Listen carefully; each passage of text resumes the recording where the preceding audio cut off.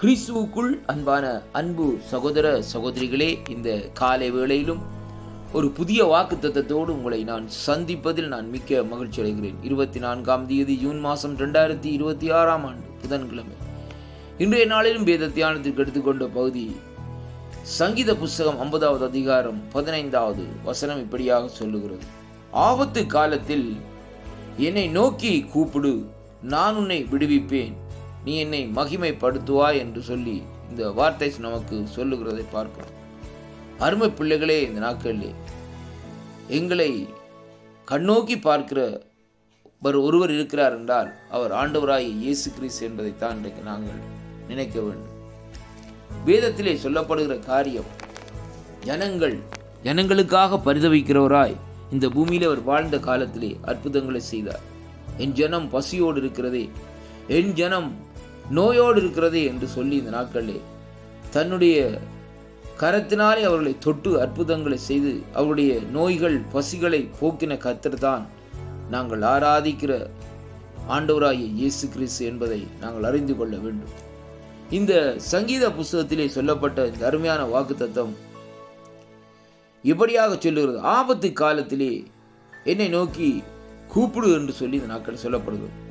ஆபத்து வருகிற வேளையிலே முதலாவதாக நாங்கள் அவரை நோக்கி இந்த நாட்களிலே கூப்பிடுவோமா இருந்தால் அவர் சொல்லுகிற காரியம் என்னவென்றால், நான் உன்னை இந்த நாட்களிலே விடுவிப்பேன் என்று சொல்லி இந்த நாட்களில் சொல்லப்படுகிறதை பார்ப்போம். கட்டுக்கள், நெருக்கங்கள், துன்பங்கள் இப்படிப்பட்ட சூழ்நிலையிலே நீங்கள் இந்த நாட்களில் இருப்பீர்களா இருந்தால் அவரை நோக்கி கூப்பிடுங்கள். உங்களுடைய வாழ்க்கையிலே ஆபத்துக்கள், நெருக்கங்கள், துன்பங்கள் என்ன காரியங்களாக இருந்தாலும் ஆபத்திலே அவரை நோக்கி கூப்பிடுங்கள். அவர் முதலாவது உங்களை அவர் செய்கிற காரியம் விடுவிக்கிற தேவனாய் இருக்கிறார்.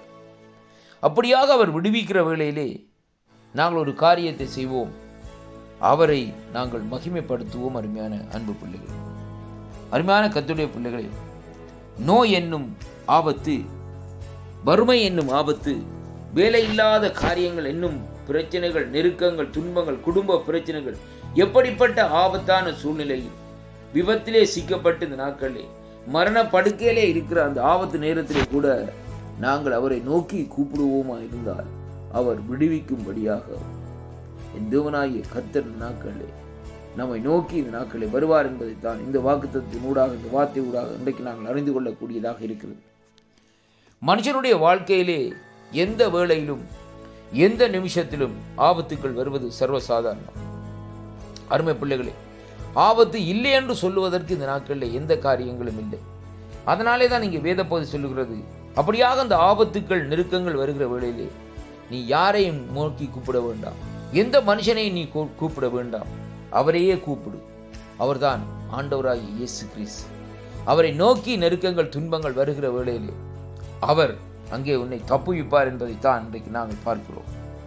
வேதத்திலே பாருங்கள், பேதுருவும் அவர்களுடைய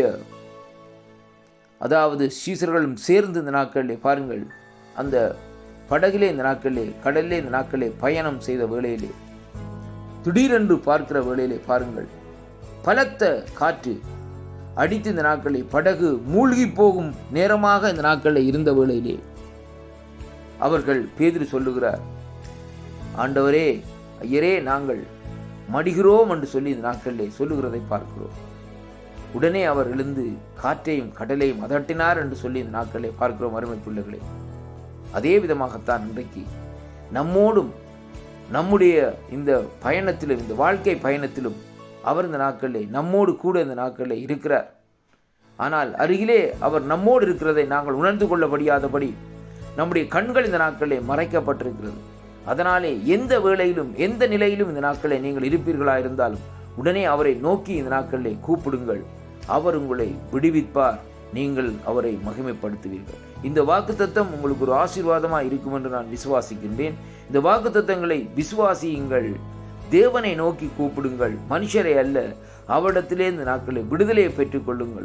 அதற்கு பின்பாக இந்த நாட்களில் நீங்கள் சும்மா இராதபடி அவருடைய நாமத்தை இந்த நாட்களில் மகிமைப்படுத்துங்கள். கர்த்தர் உங்களுடைய வாழ்க்கையிலே ஒரு பெரிய அற்புதத்தையும், உங்களுடைய குடும்பத்துக்குள்ளே ஒரு பெரிய அற்புதத்தையும் விடுதலையும் கட்டளையிட தேவன் வல்லவராக இருக்கிறார் என்று இந்த வாக்குத்தத்தத்தின் ஊடாக உங்களை வாழ்த்தி ஆசீர்வதிக்கிறேன். கர்த்தருக்கே மகிமையும் கனமும் துதியும் புகழும் உண்டாவதாக. ஆமேன்.